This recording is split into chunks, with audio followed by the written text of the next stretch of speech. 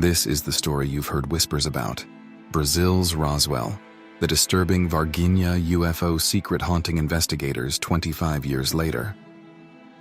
It all began on a muggy January afternoon in 1996 in the ordinarily peaceful city of Varginha, Brazil. The day's heat pressed down on narrow streets and humble homes, while dark clouds gathered on the horizon, an omen of the extraordinary encounter to come. Before dusk, 3 local girls claimed they came face to face with a crouching, otherworldly being whose skin glistened in the humid air and whose acrid odor clung to them long after they fled. In the following hours, rumors spread of military trucks sealing off roads, hospital wings locked tight, and doctors who still refused to speak openly of what they saw. Some say it was a secret operation, others call it outright myth, but no one can deny the lingering uncertainty. Lives were changed that day. Families live with eerie memories and unanswered questions, while investigators continue to piece together testimonies that defy conventional explanation. To grasp the full magnitude of what truly transpired in Varginha and why it continues to captivate UFO researchers worldwide, we must go back to the very moment this mystery began, January 1996.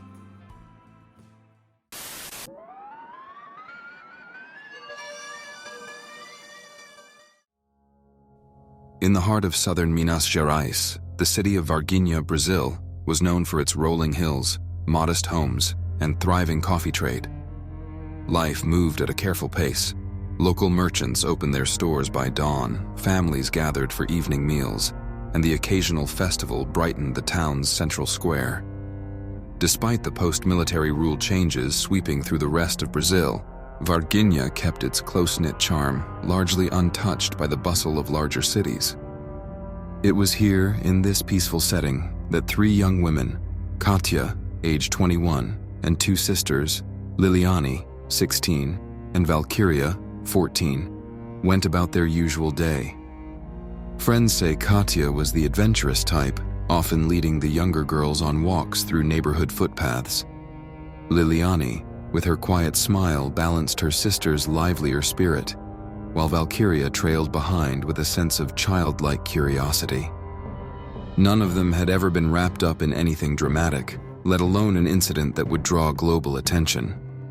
All around them, early 1996 brought typical summer weather, humid, overcast skies that threatened sudden rain showers.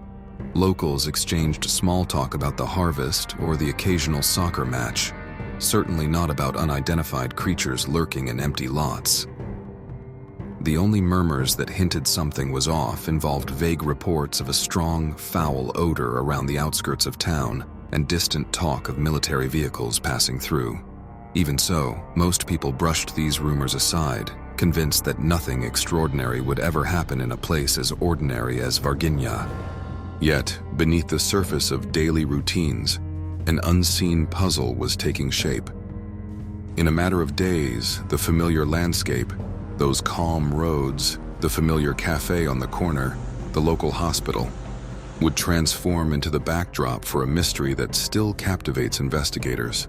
As the girls strolled on their usual route one afternoon, they had no idea their lives were about to collide with something so bizarre it would earn Varginha the infamous moniker of Brazil's Roswell. Early one afternoon in late January 1996, the air in Varginha hung thick with lingering humidity. The sun still beat down, but clouds hinted at oncoming rain. Katia, a spirited 21-year-old, persuaded sisters Liliani and Valkyria to join her for a quick walk to pick up groceries and stretch their legs. It was an ordinary errand, the kind they'd done many times before, navigating the quieter back streets where rows of simple brick houses lined the roads. Their chatter echoed off walls and sidewalks, a mix of light laughter and shared gossip about local events. As they rounded a corner past a few vacant lots, something felt off. They couldn't pinpoint it at first. No weird lights, no strange sounds. Yet each girl sensed an uneasy quiet, as though the world around them had paused. Liliani would later recall a strong instinct to turn around and go back home, but she couldn't explain why. Valkyria slowed her pace, peering into the distance, uncertain whether she saw a small shape crouched by a crumbling cinder block wall or just debris left behind by construction workers. Katya walked ahead, curiosity pushing her forward. She noticed an overpowering odor wafting through the humid air, sharp and pungent, not unlike rotting eggs or a strong chemical stench. The sisters quickly covered their noses. "It was so terrible," Valkyria said in a shaken tone, "like it stuck to your clothes and hair." Drawing closer, they realized the smell came from a strange figure huddled against the wall. At first, they thought it might be an injured animal until it slowly turned its head toward them. In that instant, all three froze. Liliani would later describe the creature's appearance as small and frail, with oily, dark brown skin glistening under the cloudy daylight.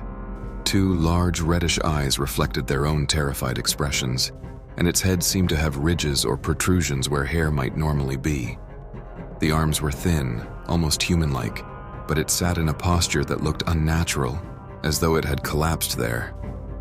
Katya locked eyes with the being, and for a second she felt an odd pang of empathy, a fleeting sense that it was equally frightened. No one spoke a word. A warm gust of wind rustled the nearby weeds, and in that moment, everything else seemed to vanish from the girl's awareness. The creature let out a faint, almost inaudible sound, like a weak whimper.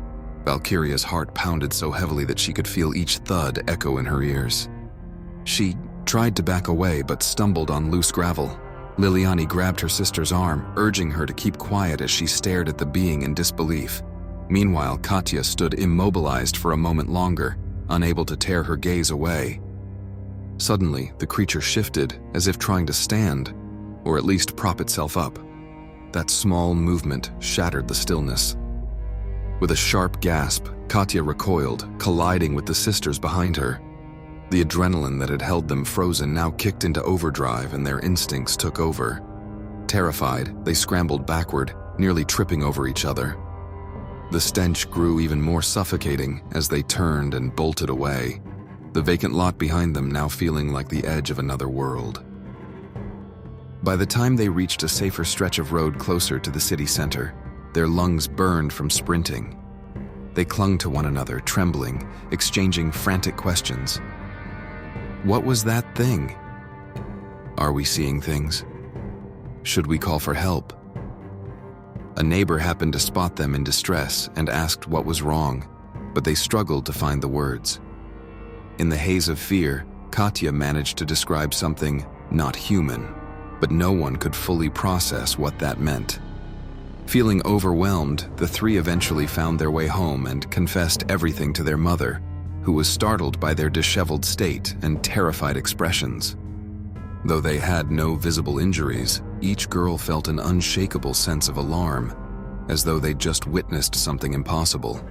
Their clothes still carried a lingering trace of that horrific smell.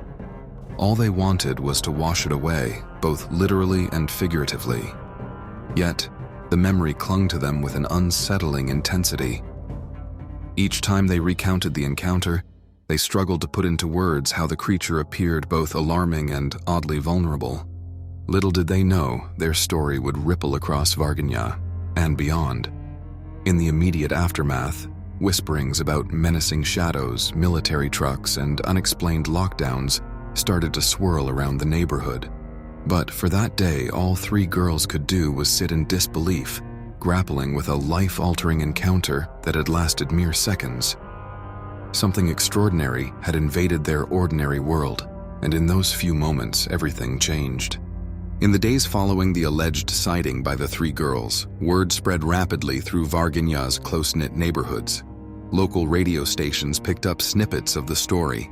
Some hosts treated it as a bizarre curiosity, others with outright skepticism. Within a week, a handful of regional newspapers ran sensational headlines about strange creatures in Varginia. According to some accounts, the local authorities initially shrugged off the reports as mere gossip. Yet soon, rumors surfaced that military police had been spotted in the area, investigating the spot where the girls reportedly encountered the being. A few residents claimed they saw trucks with covered cargo leaving town under tight security, fueling speculation that more was happening behind the scenes. At the same time, no official press conference ever materialized, and government representatives dismissed questions about anything otherworldly. This lack of transparent acknowledgement only heightened public intrigue. Why all the secrecy if there was nothing to hide? As for physical evidence, the situation proved murky. Some neighbors mentioned that an overwhelming stench lingered in the vacant lot where the creature was supposedly found, as if whatever was there had left behind a biochemical trace. Others said they saw strange footprints near the cinder block wall, though none were photographed or preserved in a verifiable way. Even local UFO enthusiasts who arrived with cameras and measuring devices walked away with inconclusive data.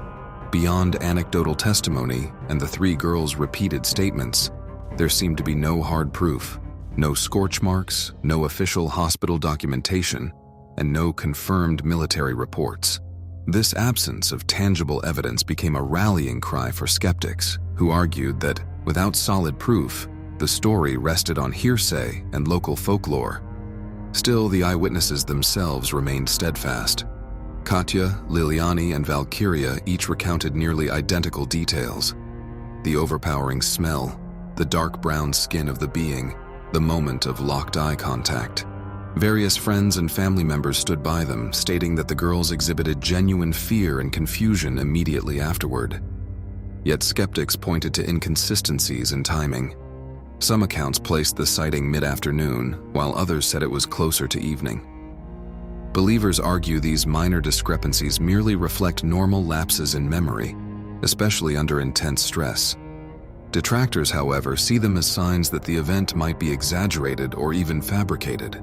Theories about the incident span a wide spectrum. One camp firmly believes an extraterrestrial creature crash-landed in Varginia, referencing sightings of unusual lights in the sky around the same date. They also highlight claims that American personnel arrived at a local hospital, implying a covert, high-level operation to remove evidence. Another theory suggests a secret government experiment gone awry, perhaps an undisclosed biological test subject that escaped. Meanwhile, the local military's insistence that nothing extraordinary occurred has led some to propose a simple misidentification. Maybe it was a homeless individual or a person with severe deformities.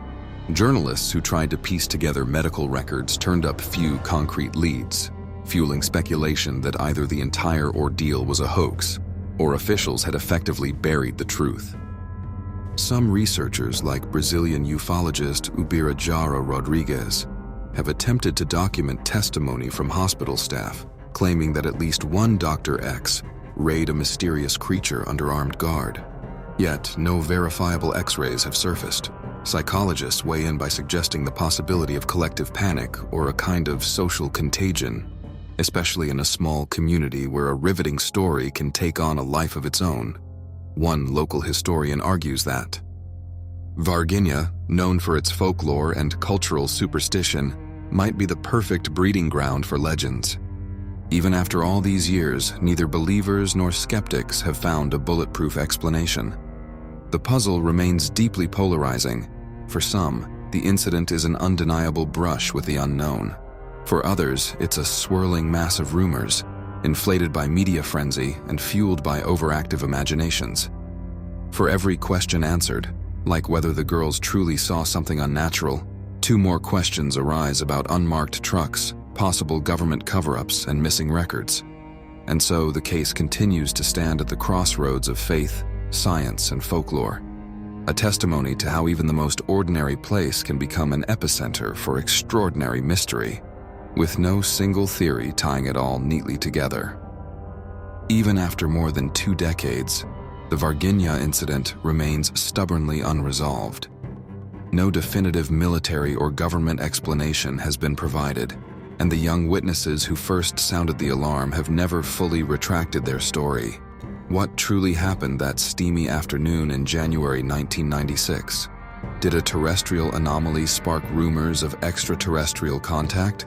Or did an otherworldly visitor actually end up on Brazilian soil, only to disappear behind locked doors?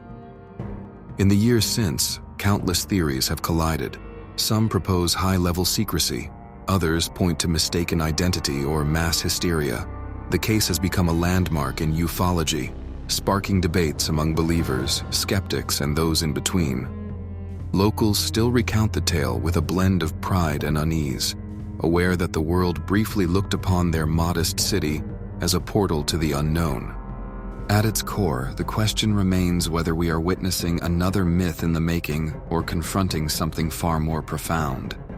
Are there simple explanations yet to be uncovered, or does the truth lie beyond our conventional understanding? Ultimately, the story of Varginia leaves us with a lingering sense of awe and an invitation to keep asking, in a vast universe filled with endless possibilities, can we really be sure we know what's out there?